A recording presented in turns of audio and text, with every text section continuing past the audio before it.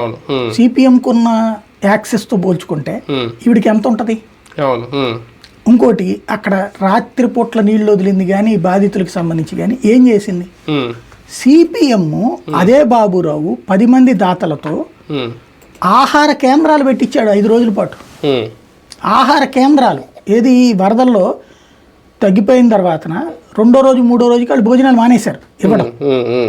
అక్కడ ఇల్లంతా కొట్టుకుపోయినడికి వాళ్ళు అకస్మాత్తుగా ఇల్లు తుడుచుకోవడమే పూర్తిగానోడు అర్జెంటుగా డబ్బులు సంపాదించుకుని భోజనం ఎక్కడి నుంచి తెస్తాడు?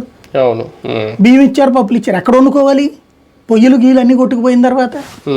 అలాంటి సంక్లిష్ట స్థితిలో ఉన్న వాళ్ళకి సిపిఎం 4 రోజుల పాటు 5 రోజుల పాటు ఆహార కేంద్రాలు పెట్టి ఉచితంగా అన్నం పెట్టింది. కాంగ్రెస్కి ఏం బాధ? షర్మిలకి ఏం బాధ పెట్టడానికి? కాంగ్రెస్ పార్టీ పెట్టుంటే ఎట్టుండేది? ఆవిడ పిలిస్తే 10 మంది వచ్చి దాతలు పోయిన బెటరా? చేయలేకపోయింది. అంటే ఆవిడకే నిర్మాణాత్మకమైన ఆలోచన ధోరణి ఏం లేదు.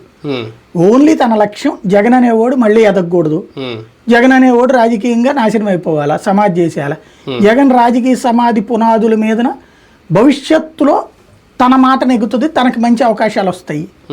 ఏదో ఒక విచిత్ర ప్రపంచంలోనే ఆవిడ ప్రవేశిస్తుంది అంతే. కాంగ్రెస్లో ఉన్న సీనియర్లు ఒక రకంగా అంటే ఒక ఏడాదిన్నరలో ఈ స్థానిక సంస్థలు ఎన్నికలు వస్తాయి, ఆ ప్రజలను మోటివేట్ చేసే కార్యక్రమాలు కానీ ఏమీ చేయట్లేదు అనే భావన అందరిలో ఉంది. అదే రఘువీరారెడ్డి గారు లేఖ కూడా రాశారు.